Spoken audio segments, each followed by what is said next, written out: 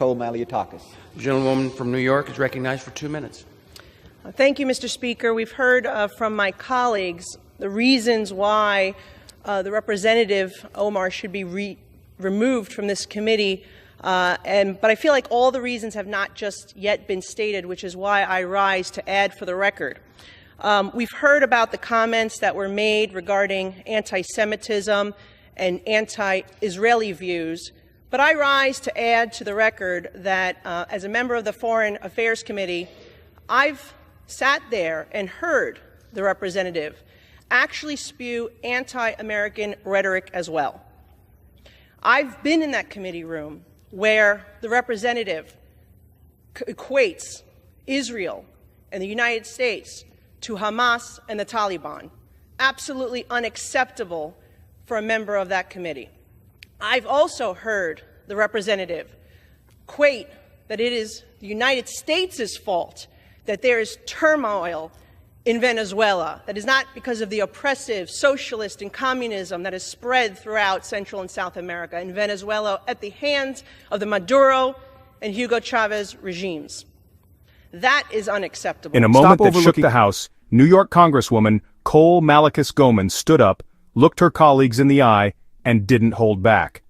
She took the floor during a heated debate about whether Representative Ilhan Omar should keep her seat on the powerful House Foreign Affairs Committee, and what followed was a speech that set the chamber buzzing and ended with a rare standing ovation. Foreign Affairs. Here's what happened. As a New York representative, to hear the representative belittle, to try to diminish the worst terrorist attack on United States soil on September 11, 2001, as some people did something, that is unacceptable as well. And I hold the same standard for this side of the aisle that I do the other, because when another colleague on my side said something about 9/11, I also voted to have her removed from the Education Committee because I thought that was inappropriate.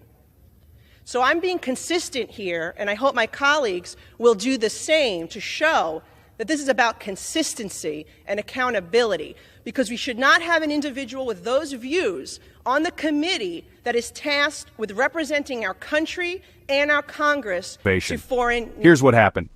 Congresswoman Goman wasted no time.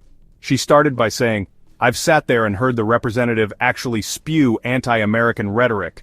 According to her, Representative Omar has made statements on the Foreign Affairs Committee that go beyond disagreement. They cross the line." Goman accused Omar of equating Israel and the United States with terrorist groups like Hamas and the Taliban, calling it absolutely unacceptable for anyone representing America on the international stage. But she didn't stop there. Goman pointed out how Omar blamed the U.S. for the crisis in Venezuela, rather than the brutal regimes of Maduro and Chavez. She explained, when someone refuses to recognize the real cause of suffering in Venezuela, and instead points the finger at our own country, it calls into question whether they should be making foreign policy decisions at all. Then came the most emotional part of her speech. Goman directly addressed Omar's controversial remarks about 9/11s, reminding everyone of that infamous phrase, "Some people did something." Goman said, to try to diminish the worst terrorist attack on United States soil on September 11, 2001, as "some people did something," that is unacceptable. She even underscored her own consistency, noting she had also voted to remove a member of her own party for making light of 9/11s. Throughout her speech, Goman called for real accountability. She urged her colleagues to apply the same standards to everyone, no matter which party they belong to. She argued that those who represent America abroad must be held to the highest standard, especially when it comes to statements about our country, our allies, and our history.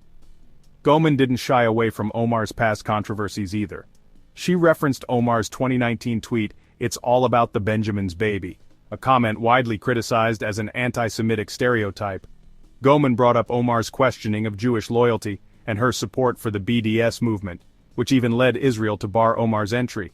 By the time Goman finished, the House was on its feet. A rare standing ovation echoed through the chamber, signaling that her words had landed hard. Now here's what I want to know. Do you think someone with these views belongs on the Foreign Affairs Committee? Let me know what you think in the comments, and if you want more sharp political insights and moments like this, hit subscribe.